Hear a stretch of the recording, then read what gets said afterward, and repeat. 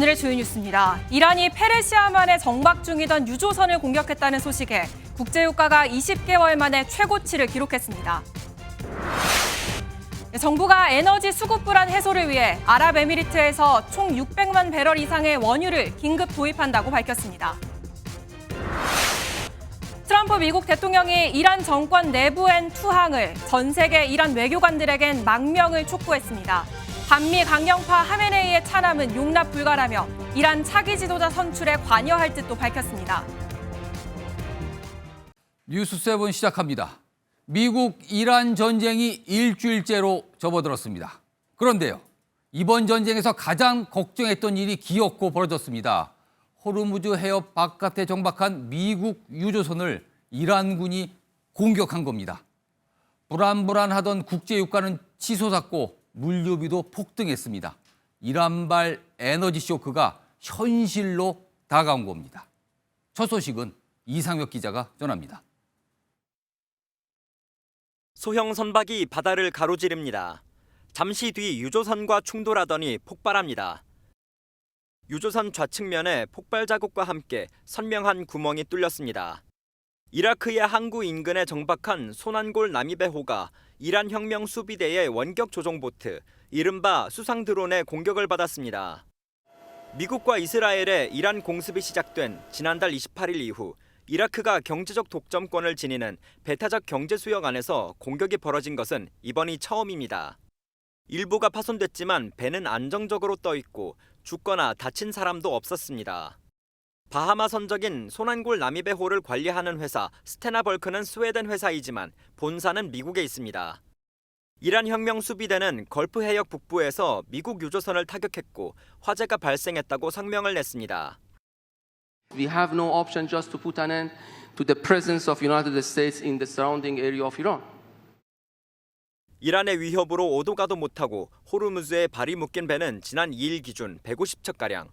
이란이 마음만 먹으면 공격할 수 있다는 게 확인된 가운데 페르시아만에 정박한 다른 유조선도 공격 대상이 될 수 있다는 우려까지 더해지면서 유가 시장의 불안은 커질 전망입니다. MBN 뉴스 이상엽입니다. 이렇게 비싸진 국제 원유가 국내로 들여오려면 몇 달이 걸립니다. 그런데 이미 국내 기름값은 폭등입니다. 수도권의 한 주유소는 경유값을 불과 닷새 만에 1,000원 가까이 올리기도 했습니다. 너무한 것 아니냐는 말이 절로 나옵니다. 이시열 기자가 단독 취재했습니다. MBN 취재진이 입수한 인상폭 상위 10개 주유소의 휘발유와 경유값 자료입니다. 경기 광주시의 A주유소는 전쟁이 터진 지난달 28일부터 어제까지 리터당 경유값을 857원이나 올렸습니다.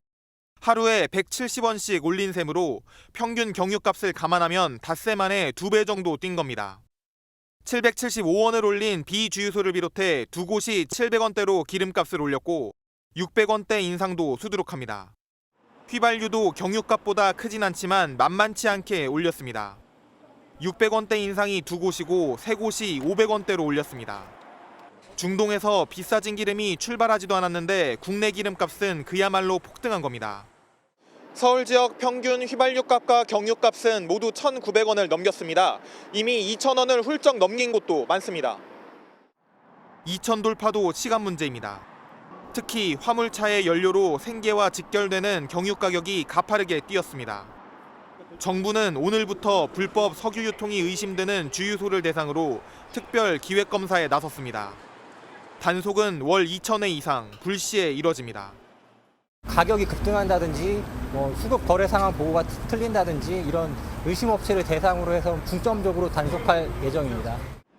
하지만 가파른 기름값 상승이 산업계 전반에 충격을 줄 거란 우려가 커지고 있어 정부의 안일한 대처를 비판하는 목소리가 커지고 있습니다. MBN 뉴스 이시열입니다. 기름값이 불안하자 정부가 아랍에미리트 UAE에서 600만 배럴 이상의 원유를 빠르게 들여오기로 확정했습니다. 우리나라 하루 소비량의 2배가 넘는 규모입니다. 이재명 대통령은 기름값 바가지에는 엄정 대응한다고 밝혔습니다. 이어서 송주영 기자가 보도합니다. 민생과 산업경제 전반에 걸쳐서 직접적인 영향을 미치는 에너지 수급, 또 가격 불안정 역시 각별하게 신경을 써야 되겠습니다. 이재명 대통령이 임시 국무회의까지 열어 중동 지역 위기 고조에 따른 대책 마련을 지시한 지 하루 만에 결과물이 나왔습니다. 이재명 대통령 지시에 따라 칼둔 행정청장과 원유 도입 방안을 협의하였고 총 600만 배럴 이상의 원유 긴급 도입이 확정되었습니다. 완전 봉쇄된 호르무즈 해협 통과가 필요하지 않은 UAE 내 대체 항만을 활용하는 방식입니다. 각 200만 배로 규모의 우리나라 국적 유조선 2척을 즉시 접안토록 하고 UAE 국영 석유 회사가 항구 내에 보관 중인 원유 약 400만 배럴을 채워 조속한 시일 내에 복귀하도록 할 계획입니다. 나머지는 UAE가 우리나라에 보관 중인 공동 비축 물량 중 200만 배럴을 우리가 원할 때 언제든 제공받는 방식입니다. 600만 배럴은 우리나라 하루 소비량의 2배가 넘는 규모인 만큼 에너지 수급과 유가 안정화에도 기여할 것으로 보입니다. 이재명 대통령은 연이틀 기름값 바가지처럼 부당한 폭리를 취하려는 악행은 엄정 대응하겠다며 유가 안정화에 주력했습니다. MBN 뉴스 송주영입니다. 현재 우리나라가 비축한 원유는 미국, 이란 전쟁 전에 들여온 것들입니다. 그런데도 주유소 기름값은 연일 폭등인데요. 과연 누가 지금 기름값을 올리고 있는 걸까요? 산업부 신용수 기자와 하나씩 짚어보도록 하겠습니다. 자, 신 기자 지금 나왔는데요. 단도직입적으로 누가 지금 가격을 올리고 있는 겁니까? 그 전에 먼저 기름값 유통 현황부터 살펴봐야 됩니다. 예. 보통 원유가 수입되면 정유사가 휘발유, 경유로 가공해 공급하는데요. 정유사에서 대리점을 통해 주유소로 공급되거나 아니면 주유소가 직접 정유사로부터 구매하는 경우도 있습니다. 결국 기름값을 올린 건 정유사, 대리점, 주유소 셋 중에 하나인 셈입니다. 셋 중에 한 곳이라는 건데 그럼 하나씩 따져보죠. 주유소가 가격을 올리고 있는 겁니까? 주유소들은 억울하다는 입장입니다. 정유사나 대리점이 이미 가격을 올려놓은 상황에서 재고가 부족하니 어쩔 수 없이 비싼 기름을 살 수밖에 없고 사온 그대로 판매했다는 겁니다. 많이 파는 주유소 같은 경우는 그래봐야 일주일이 채 못 가죠. 계속 기름이 앵콜시킬 수는 없잖아요. 그렇다면 정유사들은 뭐라고 합니까? 네, 정유사들은 환율 상승과 국제 유가 급등을 공급가에 어느 정도 반영할 수밖에 없었다는 입장입니다. 앞으로 비축할 물량도 사야 하는 만큼 현재 유가와 환율을 적용해야 한다는 건데요. 다만 치솟는 기름값의 원인이 꼭 정유사 때문만은 아니라는 입장입니다.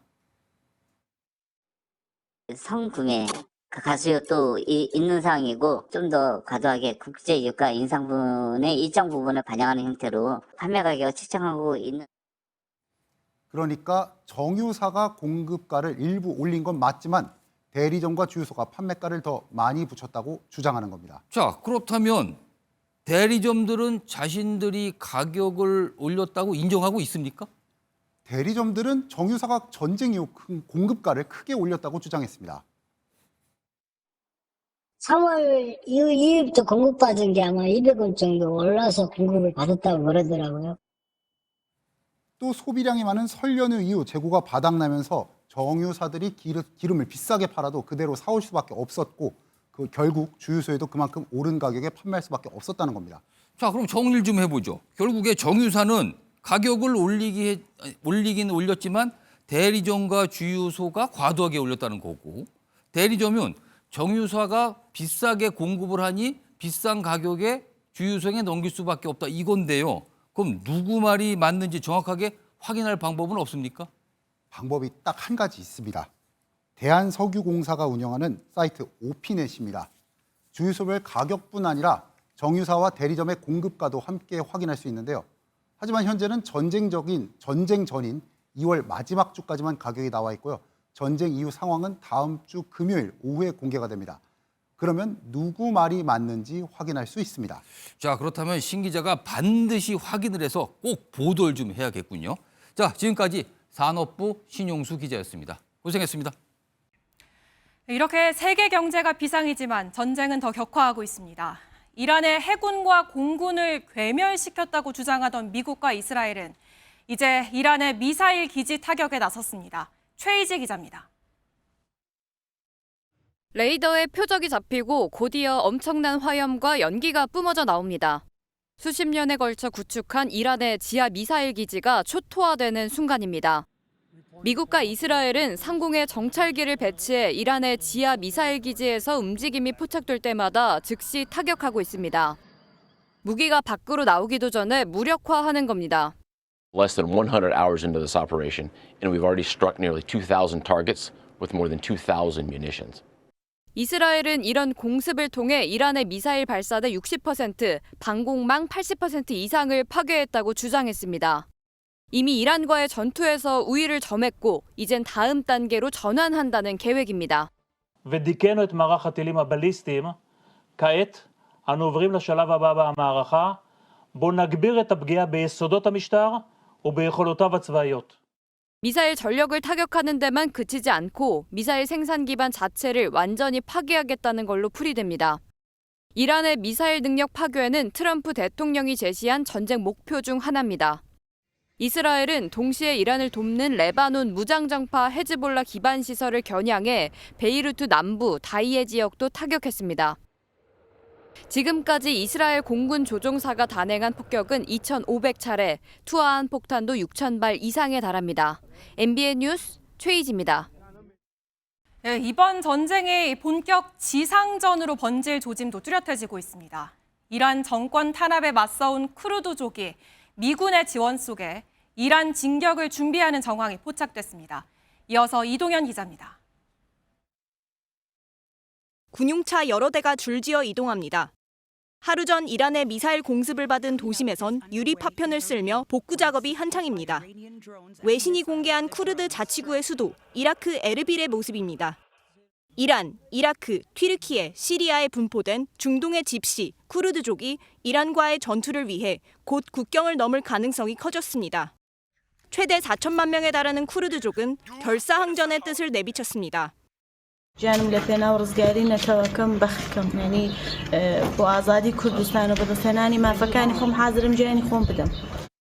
BBC는 쿠르드 무장 조직이 이란의 이슬람 신정 체제가 수립된 뒤 지난 47년간 이란을 공격하기 위해 준비해왔다고 보도했습니다. 실제 쿠르드족이 전투에 활용될 수 있는 차량을 대량 구매한 움직임도 포착됐습니다. 2 days ago, a man with an Iranian Kurdish militia came into his dealership and bought 50, that's 50, Toyota Land Cruiser LC71s. 트럼프 대통령은 쿠르드족을 부추기고 있습니다. 로이터 통신과의 인터뷰에서 쿠르드족의 이란 공격은 훌륭하다며 전적으로 찬성한다고 말했습니다. 쿠르드족에 대한 전폭적 지원을 약속했다는 얘기도 나옵니다. 트럼프 대통령이 사실상 대리 지상전을 꿈꾼다는 분석인데 일각에선 쿠르드족이 미국의 총알바지로 이용되는 것 아니냐는 논란이 일고 있습니다. MBN 뉴스 이동현입니다. 네, 여기에 이란의 반격도 거세지고 있습니다. 중동 지역을 넘어 중앙아시아 아제르바이잔의 학교와 공항까지 공격한 데에요. 사거리 2,000km 미사일 투입도 예고했습니다. 이승민 기자입니다. 아제르바이잔 나히체반 상공에서 굉음이 들리더니 학교 건물 근처에서 폭발이 일어납니다. 비슷한 시간 공항에도 자폭 드론 공격이 이어집니다. 여객터미널 건물이 파손됐고 주민 여러 명이 다쳤습니다. Hadiseyle bağlı şöbəmizə 4 nəfər müraciət edib, vəziyyətləri stabil deyil, 2 müayinələr olunub. 이번 공격에 사용된 드론은 총 4대. 아제르바이잔은 명백한 테러로 규정하고 이란에 대한 강력한 보복을 경고했습니다. Xüsusi təyinatlı qüvvələr 1 nömrəli səfərbərlik vəziyyətinə gətirilib və istənilən əməliyyatı keçirməyə hazır olmalıdır. 이란제 자폭 드론 잔해가 발견됐지만 이란은 즉각 공격 사실을 부인했습니다. 오히려 이스라엘이 무슬림 국가 간 사이를 갈라놓으려고 공작을 벌이고 있다고 주장했습니다. 이스라엘 최대 도시인 텔아비브에 대한 공격도 계속됐습니다. 이번엔 사거리 2,000km의 케이바르 미사일이 동원됐습니다. 이란이 이스라엘과 걸프 국가의 미국 시설들을 겨냥해 일제 공격에 나선 건 지난 일주일간 20번. 이란의 탄도미사일이 튀르키예 영공에서 격추되는 일까지 벌어지면서 북대서양 조약기구 나토까지도 전선이 확대되는 게 아니냐는 우려가 나옵니다. MBN 뉴스 이승민입니다. 트럼프 대통령은 이란의 친미 정권을 세우려 하고 있습니다. 하메네이의 후계자로 유력한 차남 모즈타바를 절대로 받아들일 수 없다고 경고한 겁니다. 그러면서 베네수엘라 모델을 따르라고 압박했습니다. 워싱턴에서 강영구 특파원입니다. 미군 공습으로 폭사한 하메네이의 후계자로 차남 모즈타바 하메네이가 유력하게 거론되자 트럼프 대통령이 강한 거부감을 드러냈습니다. 모즈타바는 무게감이 없다고 평가한 뒤 받아들일 수 없는 인물이며 5년 안에 다시 이란과 전쟁을 치르게 될 것이라고 경고했습니다. 전날 반미 성향 지도자는 즉시 제거하겠다고 밝힌 발언의 연장선상입니다. Their leadership is just rapidly going. Everybody that seems to want to be a leader, they end up dead. 베네수엘라 모델을 이란에 적용하겠다는 뜻도 밝혔습니다. 미국의 유화적인 인물을 후임 최고 지도자로 내세워 연착륙을 꾀하겠다는 의중입니다. 이란 정부는 최고 지도자 선출은 전적으로 이란 국민의 문제라며 불쾌감을 드러냈지만 트럼프 대통령은 아랑곳하지 않고 이란 외교관들의 망명까지 독려했습니다. We also urge Iranian diplomats around the world to request asylum and to help us shape a new and better Iran with great potential. 트럼프 대통령의 계속되는 군사 압박과 심리전이 이란 정세를 어떻게 변화시킬지 주목되고 있습니다. 워싱턴에서 MBN 뉴스 강영구입니다. 지금 이란이 계속 전선을 넓혀가고 있습니다. 그 이유에 대해서 국제부 강재묵 기자와 깊숙하게 분석해 보겠습니다. 자, 강 기자, 이란이 공격을 한 국가 지금 따져보면 벌써 12개 나라가 됩니다. 이란은 지금 왜 이러는 겁니까? 먼저 이란 입장에서는 미국과 이스라엘의 막강한 화력에 정면으로 맞서기에는 벅찬 것이 사실입니다. 대신 중동 전역으로 전선을 넓히는 이른바 물귀신 작전은 미국의 부담을 극대화하려는 전략으로 볼 수 있습니다. 공격을 받은 나라들은 불만이 높아질 수밖에 없고 이것이 전쟁을 개시한 미국에 대한 부정적인 여론으로 바뀔 수 있다는 계산입니다. 이렇게 되면 미국이 전쟁을 끝내거나 협상 테이블에 나올 가능성이 높아질 수 있다는 분석입니다. 그렇긴 해도요. 지금 아제르바이잔이나 튀르키예 같이 별로 상관도 없을 듯한 나라까지 공격을 하는 거는 쉽게 이해는 안 됩니다. 맞습니다. 이슬람 강대국이자 나토 회원국인 튀르키예까지 적으로 돌린 것은 선을 넘었다는 평가가 지배적입니다. 시아파 연대를 강조해온 이란이 같은 시아파 국가 아제르바이잔을 타격한 것 또한 자충수로 보는 시각이 있습니다. 의도를 갖고 공격을 한 것이었다면은 지속적으로 공격이 지속됐어야 되는데 스트레스 있는 영국 기지를 공격하는 과정에서 좀 오발이 발생할 수도 있었다라고도 볼 수도 있을 것 같아요. 일각에서는 혁명수비대 지휘체계가 정상적으로 작동하지 않아 이런 상황까지 벌어졌을 가능성도 제기하고 있습니다. 이란은 수뇌부의 지휘 통제 시스템이 괴멸됐을 경우 각 지역 지휘관이 일정 수준 자율권을 행사할 수 있게끔 운영돼 왔는데요. 수십 명의 지휘관이 사라지면서 이 자율권이 의도치 않은 국지 도발로 이어졌을 가능성도 배제할 수는 없다는 설명입니다. 자, 그럼 들어보면 이 얘기는 만약에 이란의 새로운 정권이 들어섰을 때 게릴라전 또는 국지전이 계속 발생할 수 있다. 이런 얘기가 되는 겁니까, 그럼? 그 또한 가능성을 아주 배제할 수는 없어 보입니다.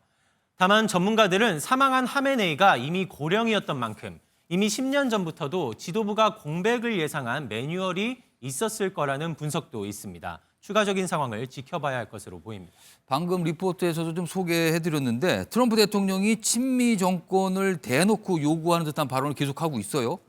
처음과 얘기가 좀 달라진 거 아닙니까, 이거는? 맞습니다. 두 가지로 나눠 볼 수 있겠습니다. 첫째로는 이란 내에서 체제 전복이 스스로 일어나길 바랐지만 며칠 지켜보니 그 동력이 생각보다 덜하다 판단했을 가능성이 있습니다. 두 번째로는 하메네이 아들처럼 여전히 강경한 지도부가 올 경우에 대한 부담입니다. 이 경우 트럼프 대통령은 전쟁까지 일으켜놓고 하메네이보다 더한 사람을 등장시켰냐라는 비판을 받을 수 있습니다. 이번 전쟁의 명분 하나를 잃게 되는 건데요. 이 때문 트럼프 대통령이 더 노골적으로 의중을 드러내고 있다는 분석이 나오고 있습니다. 아, 그렇군요. 여기까지 듣도록 하겠습니다. 지금까지 강재묵 기자였습니다. 수고했습니다.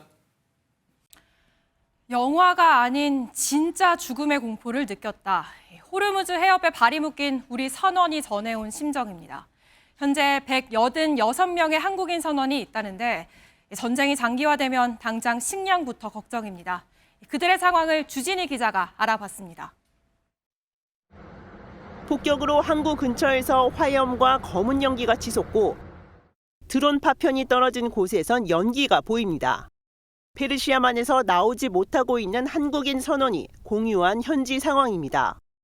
폭발음이라든지 영화하고 다르게 진짜 죽음의 공포를 느낄 정도로 정말 두려움이 큰 거였다는 거 다 느끼고 조그마한 소음에도 다들 트라우마를 호소를 하고 있습니다. 현재 호르무즈 해협 안쪽에 발이 묶인 한국 선박은 26척, 한국인 선원은 186명으로 확인됩니다. 머리 위로 드론과 미사일이 날아다니지만 호르무즈 해협이 봉쇄돼 배에 갇혀 옴짝달짝 못하는 겁니다. 문제는 식량입니다. 현재 30에서 50일치 식량이 있지만 부족할 경우 배에서 내려서 사야 하는데 살 곳이 마땅치 않기 때문입니다. 미사일 날아다니다 보니까 사재기나 품귀 현상이 좀 벌어지고 있다고 하더라고요. 생필품 가격이 또 천정부지로 오르다 보면 또 구입을 못하거나 아니면 이제 재고가 없어가지고. 또 다른 문제는 전쟁이 장기화할 경우 선원들이 빠져나올 방법이 있냐는 겁니다. 페르시아만 내에 대기를 하다가 하선권을 요청을 하거나 했을 때 이제 어떻게 할 것인지도 이제 고민을 해야 되기 때문에. 발이 묶인 186명 중 해양대학교 실습생 12명도 포함된 것으로 전해져 정부가 실시간 소통을 이어가고 있는 것으로 확인됩니다. MBN 뉴스 주진입니다. 우리 국민이 돌아올 길은 다행히 넓어질 것 같습니다. 오늘부터 두바이 등 일부 공항에서 인천으로 오는 직항 노선이 열리는데요. 정부는 이른 시일 내에 전세기도 투입하기로 했습니다. 이승훈 기자입니다. 중국 대륙 상공을 비행 중인 한 여객기. 편명 EK322 아랍에미리트 국적기로 두바이에서 출발해 인천으로 들어오는 직항 노선입니다. 탑승한 400여 명 중 우리 국민은 370명가량 타고 있는 것으로 파악됐습니다. 원래대로라면 오후 4시 반쯤 인천공항에 도착해야 했지만 3시간가량 출발이 늦어져 8시가 넘어 도착할 것으로 보입니다. 우리 정부는 아랍에미리트 측에 민항기를 띄워달라고 요청했었는데 미국 이란 전쟁 발발 이후 중동에서 들어오는 첫 직항편입니다. 아랍에미리트의 민항기가 인천까지 바로 출항할 수 있도록 부탁을 해서 오늘부터 아마 그 항공 서비스가 시작될 것으로. 그동안 중동 영공이 폐쇄돼 있었지만 다시 한번 직항 노선이 재개되며 우리 국민의 귀국길은 더욱 폭넓게 열릴 전망입니다. 정부는 우리 국민을 태울 전세기를 투입하는 것도 아랍에미리트 측과 논의 중입니다. 중동 14개 국가에 우리 국민 총 18,000명이 체류하고 있는데 정부는 귀국 희망자를 파악 중입니다. 대한항공 전세기도 추가 투입해서 최대한 조속한 시일 내에 우리 국민들을 모두 모셔올 수 있도록 UAE와 협의를 계속해 나갑니다.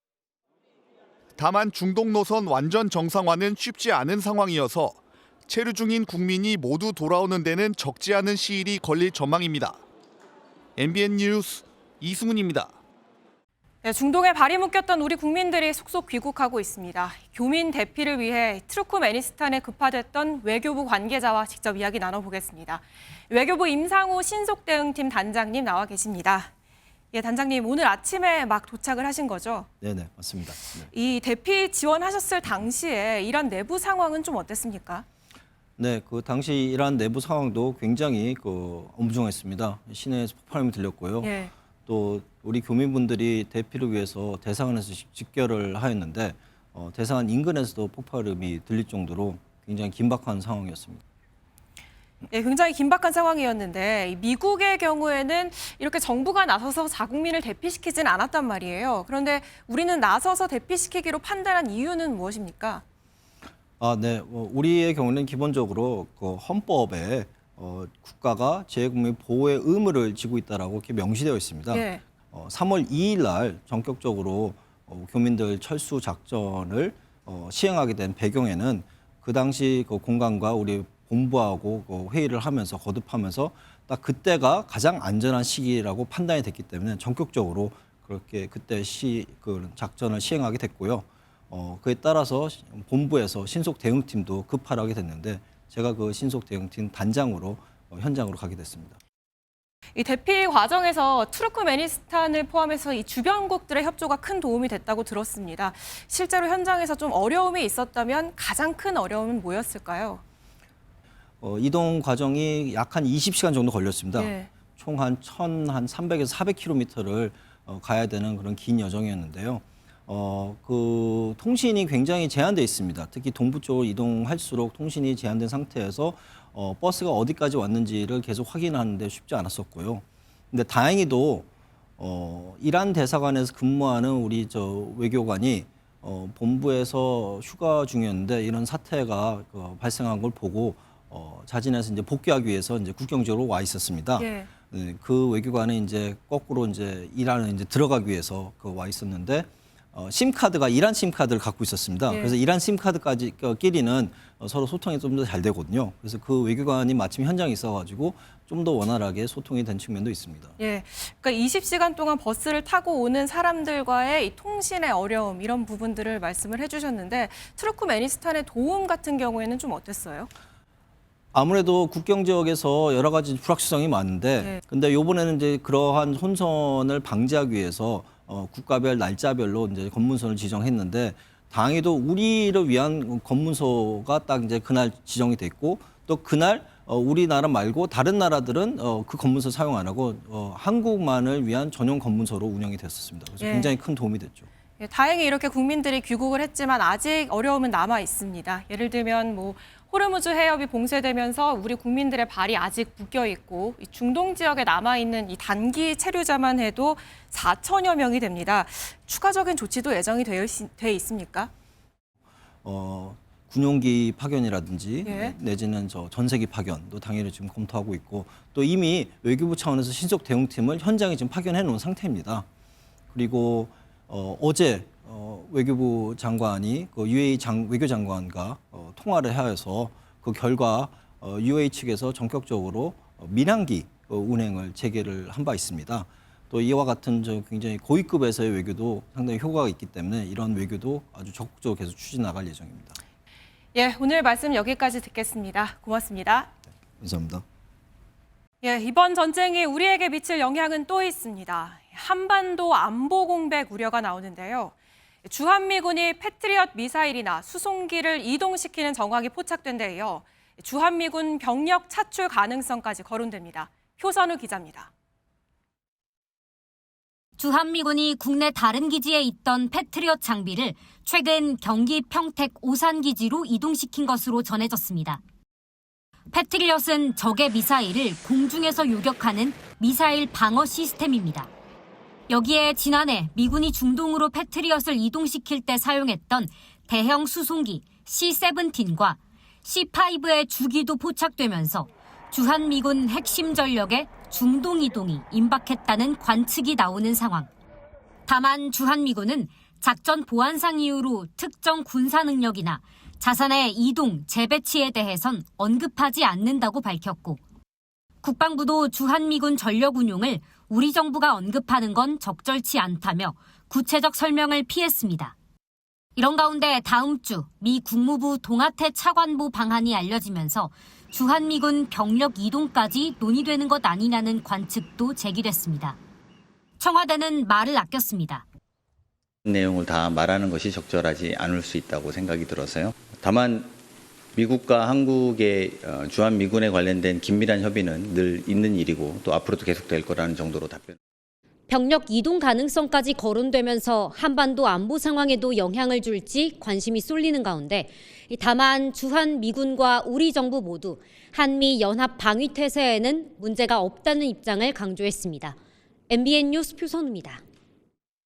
이런 가운데 정동영 통일부 장관이 북한 우라늄 농축시설 가동 지역으로 구성을 언급했습니다.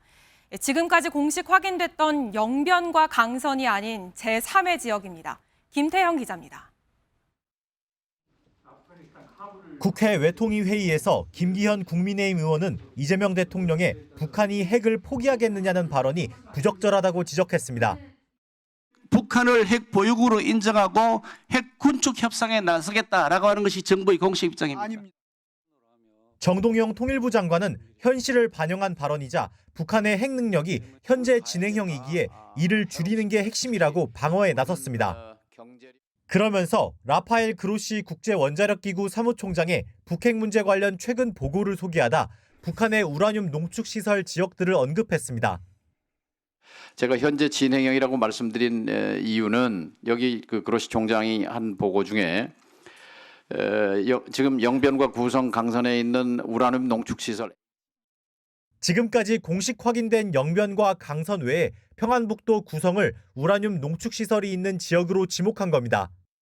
그동안 국내외 전문가들 사이에서 구성에 우라늄 농축 시설이 있을 것이란 관측이 있었지만 정부 고위 당국자가 이를 공식 언급한 건 처음입니다. 정 장관은 북한의 핵 능력이 심각한 수준이라고 거듭 강조했습니다. 과거 30년 동안 6번의 연료봉을 꺼내서 100kg 안팎의 플루토늄을 추출했는데 지금 작년에 6번째 꺼내가지고 약 16kg의 플루토늄을 꺼낸 걸로 이렇게 추정이 됩니다. 한편 정 장관은 미국의 이란 공격이 북미 정상회담 전망에 미칠 영향에 대해 불확실성이 커졌다고 평가했습니다. MBN 뉴스 김평우입니다. 이란산 석유를 공급받던 중국도 발등에 불이 떨어졌습니다. 미국은 미국산 석유를 대신 사라며 중국을 압박했지만 중국은 미국 뜻대로 움직일 생각은 전혀 없어 보입니다. 베이징 김한준 특파원이 보도합니다. 미국이 다음 달 초 예정된 베이징 미중 정상회담에서 미국산 석유 구매를 의제로 올리는 방안을 검토 중입니다. 중국이 이란으로부터 공급받던 원유는 전체의 13%였는데 중동 사태를 계기로 미국이 이를 대체하겠다는 의도입니다. 스콧 베센트 미국 재무장관은 이달 중순 프랑스 파리에서 허리펑 중국 국무원 부총리와 만나 이런 내용을 논의할 전망입니다. 하지만 중국이 미국의 요청에 순순히 응할 가능성은 낮습니다. 원유 부족분에 대해선 러시아산으로 대체하려는 움직임이 이미 감지되고 있고 중국 선박의 경우 호르무즈 해협을 무사히 통과시키는 방안도 이란과 논의 중입니다. 실제로 호르무즈 해협이 봉쇄된 지금도 일부 선박들은 이곳을 무사히 통과하고 있는데 대부분 중국이나 이란 소유인 것으로 전해졌습니다. 伊朗伊斯兰革命卫队已明确对外表态，为感谢中国在冲突中始终坚守的公正中立立场，仅对中国船只给予特殊通行保障。 미국-이란 전쟁에 대해 직설적인 비난을 피해온 중국이 오히려 대만 문제에 대해선 더 강경한 태도를 보일 가능성도 제기됩니다. 미국으로부터 대만의 무기 판매 중단을 약속받는 등 실질적인 양보를 정상회담에서 얻어내기 위해 지금은 숨고르기를 하고 있다는 겁니다. 台独分裂势力反对外部势力干涉，推动两岸关系和平发展。 중국은 정상회담 전까진 미국을 우회적으로 비판하면서도 미중 협력을 강조하는 상반된 메시지를 병행해서 사용할 것으로 예상됩니다. 베이징에서 MBN 뉴스 김한준입니다. 지방선거를 앞두는 국민의힘의 내용이 멈추질 않고 있습니다. 배현진 의원에 대한 징계가 법원 결정으로 제동이 걸리면서 당동혁 대표와 친한계의 갈등은 더욱 골마가고 있습니다. 정혜린 기자입니다. 법원이 배현진 국민의힘 의원에 대한 당윤리위원회의 징계 효력을 정지하는 결정을 내리자 당내에선 장동혁 지도부 책임론이 터져나왔습니다. 배 의원은 재량권 한계를 벗어난 것으로 볼 수 있는 경우 징계 처분은 위법하다는 법원의 인용 결정문을 예로 들며 징계가 선을 넘었다고 주장했습니다. 아무것도 뭘 차라리 하지 않았으면 좋겠다라는 생각이 들 정도인데요. 전격적인 노선 변화를 선언해야 한다고 생각합니다.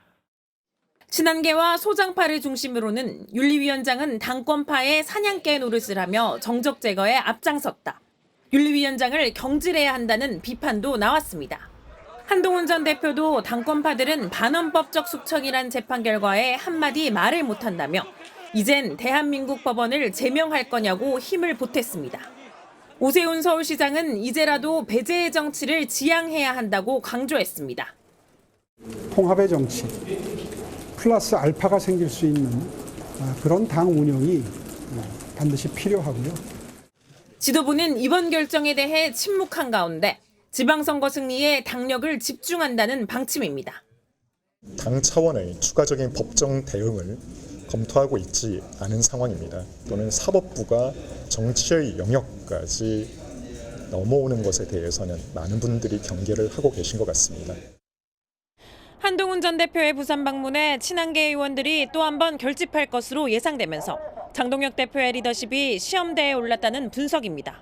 MBN 뉴스 정예린입니다. 이런 갈등 속에서 지난해 국민의힘의 후원금 액수가 원외 정당인 정의당보다도 적은 것으로 나타났습니다.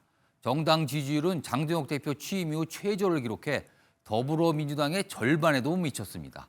김민수 기자가 보도합니다. 국민의힘이 지난해 1년간 모금한 후원금은 7억 1,900만 원입니다. 더불어민주당이 13억 4,700만 원으로 모금액이 가장 많았고 진보당이 9억 7,100만 원, 정의당이 9억 900만 원, 개혁신당이 8억 3,600만 원을 모금해 국민의힘을 앞섰습니다. 의석수 107석의 제1야당이지만 의석수를 합쳐도 7석에 불과한 진보당과 개혁신당에 밀렸고 원외 정당인 정의당보다 1억 원 이상 적었습니다. 한국갤럽이 지난 3일부터 5일간 조사한 정당별 지지율에서 국민의힘은 장동혁 대표 취임 이후 가장 낮은 성적표를 받았습니다. 지난해 8월 장 대표가 취임한 직후 9월 1주차 조사에서 24%였던 국민의힘의 지지율은 이번 주엔 21%로 내려앉았습니다. 지난달 둘째 주 조사에서 민주당의 지지율이 44%를 기록해 국민의힘의 2배였는데 한 달도 안 돼 양당 간의 격차가 2배 이상으로 벌어진 겁니다. 지역별로는 대구 경북에서 35%로 전국에서 유일하게 민주당 지지율을 앞섰지만 양당 간의 격차는 7%포인트에 불과했습니다. 6.3 지방선거가 90일도 남지 않은 시점에서 양당 간의 지지율 격차가 갈수록 벌어지고 있는 가운데 대구 경북에서조차 국민의힘이 안심할 수 없다는 우려가 나옵니다. MBN 뉴스 김민수입니다. 이재명 대통령의 지역구였던 인천 계양을에 누가 여당 후보가 될지 관심이 모이는데요. 터줏대감 송영길 전 대표와 대통령의 복신 김남준 전 대변인의 팽팽한 줄다리기가 이어지고 있습니다. 이런 상황에서 민주당 안에서 미묘한 얘기가 나왔습니다. 정태진 기자가 전해드립니다.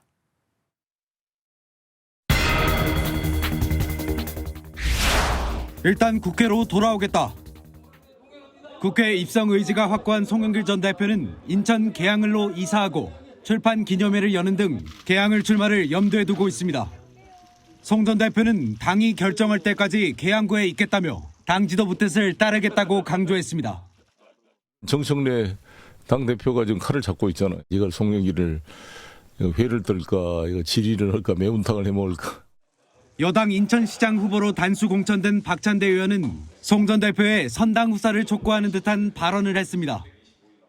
연수구 갑은 녹록치 않은 지역입니다. 김남준 대변인이 오면은 상당히 고전을 내지 못할 것 같아요. 인천 지역을 잘 알고 있는 분이 나오면. 출마로 공석이 될 연수갑에 김남준 전 청와대 대변인 같은 정치 신인보다 인지도가 높은 송 전 대표가 적임자란 해석을 내놓은 셈입니다. 당 일각에서는 송 전 대표의 호남 출마설도 나옵니다. 송 전 대표와 가까운 한 의원은 MBN에 계양을만 고집하겠다는 건 아니라며 광주 출신인 만큼 광주에 자리가 나면 그쪽으로 가는 게 더 나을 수 있다고 밝혔습니다. 다만 송영길 전 대표의 양보설은 김남준 전 대변인의 힘을 실어주기 위한 친명계의 희망 섞인 시나리오란 지적이 나옵니다. 결국 가장 고심에 빠진 인물은 정청래 대표란 분석입니다. MBN 뉴스 정태진입니다. 구청 직원을 사칭해 독거노인 집에 들어가 현금을 훔친 남성이 경찰에 붙잡혔습니다. 노인을 상대로 한 공무원 사칭 범죄, 각별한 주의가 필요해 보입니다. 이주일 기자입니다. 설 연휴 직전 서울의 한 주택가입니다. 40대 남성 A씨가 고령의 여성과 대화를 나누며 집 안으로 들어갑니다. 지인처럼 보이지만 실은 처음 만난 사이로 A씨는 자신을 구청 복지과 직원이라고 속여 접근했습니다. 쌀이랑 뭐랑 갖고 왔는데 전화를 안 받는다 그래서 저는 우리 집에 새 사는 사람이 복지과에다가 도와주십사 하고 신청을 해놓은 게 있거든. 커피 한 잔 마시고 싶다는 말에 주방으로 간 사이 A씨는 가방을 뒤져 지갑과 카드, 현금을 훔쳐 달아났습니다. 남성이 사라진 뒤에도 대문을 열어두고 기다리던 피해자는 주민센터에 전화한 뒤에야 사칭범이란 걸 알게 됐습니다.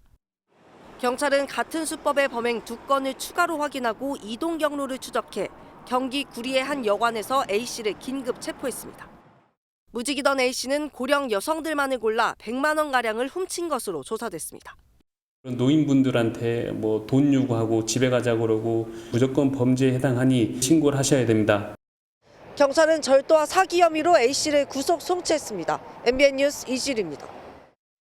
경북 상주의 한 교육시설에서 50대 남성이 흉기로 아내를 살해하는 끔찍한 일이 벌어졌습니다. 범행을 말리던 아내의 직장 동료까지 크게 다쳤습니다. 심우영 기자입니다. 경북 상주시 낙동면에 있는 드론 비행 교육시설입니다. 이곳에서 50대 남성이 30대 아내에게 흉기를 휘둘렀습니다. 남편은 범행 전 자신의 1톤 화물차를 타고 교육장으로 돌진했는데요. 이를 말리던 30대 직원을 차로 들이받았습니다. 차에서 내린 남성은 미리 준비한 흉기를 꺼내 직원과 아내를 차례로 찔렀습니다. 흉기에 찔린 아내는 숨졌고 직원은 크게 다쳤습니다. 충격한 다음에 남자분한테 흉기를 휘두른 것 같습니다. 좀 많이 위중한 상황이라. 범행 후 남편은 자해를 시도해 중태에 빠졌습니다. 사건 당시 교육장에 있던 훈련생 3명은 재빨리 대피해 추가 피해는 없었습니다. 경찰은 다른 직원과 가족 등을 상대로 정확한 사건 경위를 수사할 방침입니다. MBN 뉴스 심우영입니다. 휴머노이드 로봇이 인간의 노동을 대체할 핵심 기술로 주목받고 있지만 현장 투입까지는 아직 넘어야 할 산이 많습니다. 그 사이 자율주행 로봇을 앞세운 자동화 기술이 산업 현장을 빠르게 파고들고 있습니다. 김종민 기자가 보도합니다. 물과 기름이 흥건한 바닥을 미끄러짐 없이 주행하고 1톤짜리 물건을 싣고도 경사면을 거뜬히 오릅니다. 반도체 공정에 투입할 로봇은 기술 테스트가 한창입니다. 휴머노이드는 인간의 노동 활동을 대체하는 것에 집중한다면 자율주행 로봇은 운반 작업을 돕는 데 최적화돼 있습니다. 때문에 사람이 일하는 작업 환경에도 곧바로 투입돼 같이 일할 수 있는 기술을 갖추는 게 핵심입니다. 핵심적인 기술이라면 거친 환경이라든지 경사라든지 이런 제조의 좀 오래된 제조 환경에서도 잘 움직일 수 있는 기본적인 모바일 플랫폼을 가지고 있다는 데 있습니다. 데이터를 학습한 인공지능이 공장 전체를 제어하고 노동은 로봇이 담당하는 스마트 팩토리도 진화하고 있습니다. 지금 제 뒤에 있는 로봇은 2차 전지가 불량인지 아닌지 검사하고 있습니다. 불량이면 불량 선반에, 양품이면 양품 선반에 옮기게 되는데 이 모든 과정이 축적된 데이터를 통해 자동으로 가능합니다. AI 에이전트가 정정에 대한 상황을 시스템에 의해서 판단을 하게 됩니다. 그러한 판단이 결국은 RX라는 로봇 제어로 연결이 되고 물류 현장에서도 이제 AI 기반의 자동화 공정은 필수가 되고 있습니다.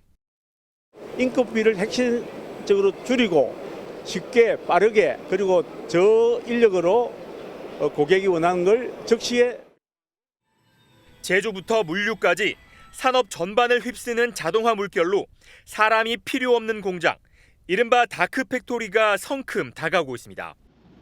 MBN 뉴스 김종훈입니다.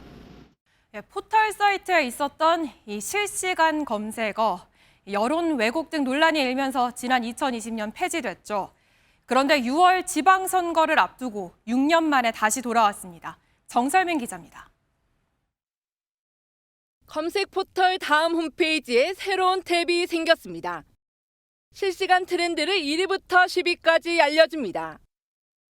지난 2020년 종료된 실시간 검색어 서비스가 6년 만에 다시 부활한 겁니다.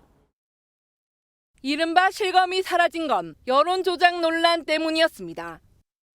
2019년 당시 조국 법무부 장관 임명을 두고 벌어진 실검 전쟁은 정치적 이슈로 번졌고 실검의 목적에 부합이 되지 않는 일들이 네. 벌어지고 있다라고 하는 것은 인지하고 있습니다. 네네. 결국 이듬해 총선을 앞두고 다음은 실검을 폐지했습니다. 이랬던 다음이 이용률 하락에 따른 고육지책으로 실검 카드를 다시 꺼내들었습니다. 뭐가 어떤 게 이슈인지 한눈에 들어오니까 그게 조금 좋은 것 같고, 그 유행 따라가는 것 같기도 하고 여론 따라가는 것 같아서 다시 부활하는 것에 대해서는 반대입니다. 특히 6월 지방선거를 앞두고 재개한 만큼 선거일 60일 전부터는 후보자 관련 키워드는 제외하고 매크로 등을 이용한 비정상적인 접근을 차단하기로 했습니다. 이용자들의 생활과 안전에 도움이 되는 정보와 우리 사회의 공감대를 확대할 수 있는 이야기 주제를 발견할 수 있길 기대합니다.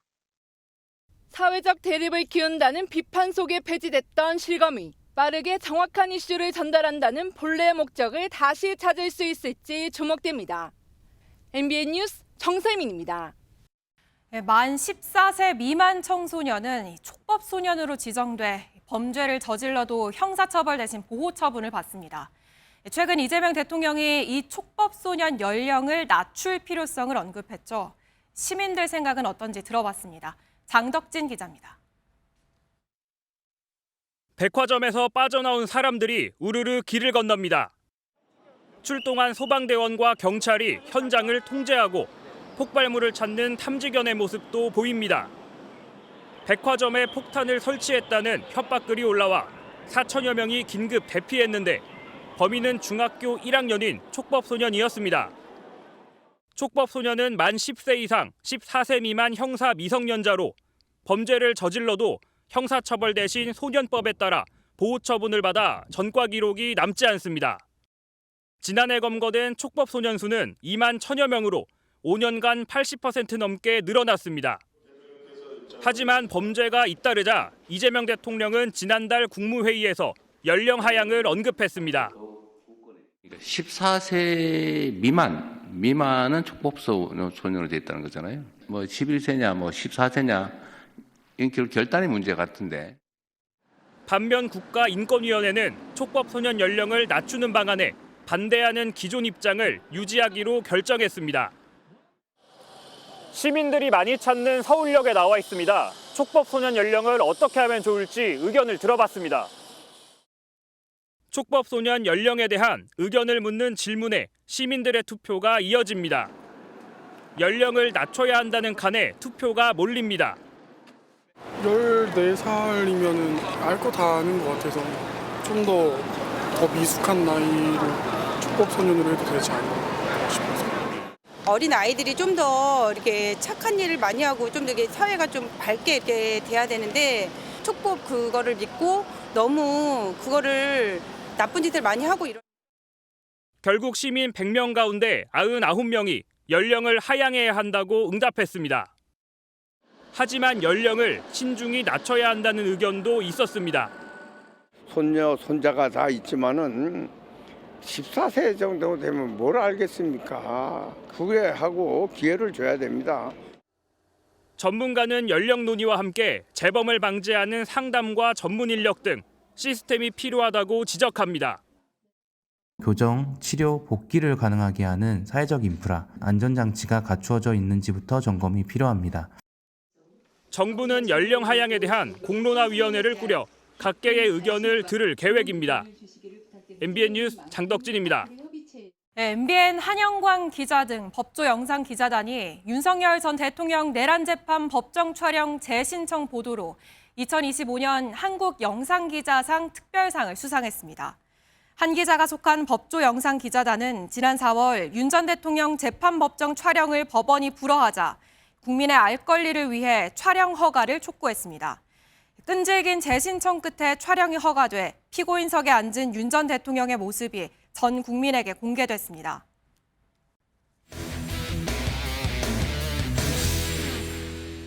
스포츠 뉴스입니다. 야구대표팀이 WBC 첫 경기에서 체코의 대승을 거두고 기분 좋게 출발했는데요. 진짜 싸움은 이제 시작입니다. 내일 밤 펼쳐질 숙명의 한일전. 불붙은 타선이 10년 만에 일본 타도의 염원을 이룰 수 있을까요? 도쿄에서 권용범 기자입니다. 평가전부터 달아올랐던 대표팀의 화력은 본 경기에서도 폭발했습니다. 체코와의 첫 경기에서 문보경의 만루 홈런과 위트컴의 연타석 홈런을 포함해 무려 4방의 홈런쇼를 펼쳤습니다. 뜨거운 불방망이는 이제 하루 앞으로 다가온 숙명의 일본전을 정조준하고 있습니다. 일본이랑 하면은 또 다른 분위기일 텐데 또 그 분위기에 주눅들거나 위축되지 말고 오늘처럼 했으면 좋겠습니다. 10연패를 당하며 최근 10년 가까이 한 번도 일본을 꺾지 못한 대표팀은 세계 랭킹 1위인 일본보다 객관적인 전력도 열세. 이번만큼은 물러설 수 없다는 각오지만 일본 제압과 8강 진출 목표 사이에서 류지현 감독의 셈법은 복잡합니다. 야간 경기인 일본전에서 전력을 모두 써버리면 다음 날 정오에 곧바로 이어지는 대만전과 2연승으로 조 1위로 올라선 호주와의 마지막 경기 부담감이 커지기 때문. 하루의 시간이 있습니다. 여러 가지 준비를 또 할 거고 여러 가지 전략을 세우면서 준비하겠습니다. 불붙은 공격력으로 최대한 많은 점수를 뽑고 불펜 소모를 최소화하는 게 이상적인데 선발 투수의 중책은 잠수함 투수 고영표가 유력합니다. 17년 묵은 1차전 패배의 징크스를 털어낸 대표팀이 연패의 사슬까지 끊어낼 수 있을지 야구 팬들의 시선이 이곳 도쿄돔으로 쏠리고 있습니다. 도쿄에서 MBN 뉴스 권용범입니다. 오늘 밤까지 중부지방 곳곳으로 산발적인 비나 눈이 더 이어지겠습니다. 경기 북동부와 강원, 충북 북부에는 1cm의 눈이나 1mm의 비가 더 내리겠습니다. 이번 주말 동안 하늘은 대체로 맑겠습니다. 공기도 깨끗할 텐데요. 다만 북쪽에서 찬 공기가 내려와 꽃샘추위가 기승을 부리겠습니다. 내일과 모레 서울의 아침 기온이 영하 3도까지 떨어지겠습니다. 내일 바람도 강하게 불면서 체감온도를 더욱 끌어내리겠습니다. 전국 대부분 지역에서 초속 15m 안팎의 강풍이 예상됩니다. 시설물 관리 잘 해주셔야겠습니다. 내일 중부지방 춘천의 아침 기온 영하 5도, 서울과 대전은 영하 3도까지 떨어져 오늘보다 4도에서 7도 정도 낮겠고요. 낮에도 6도 안팎에 그치겠습니다. 남부지방도 아침에 전주가 영하 3도, 대구는 0도까지 낮아지겠고 낮에도 10도를 밑도는 곳이 많겠습니다. 다음 주 중반으로 갈수록 날은 다시 온화해지겠습니다. 날씨였습니다.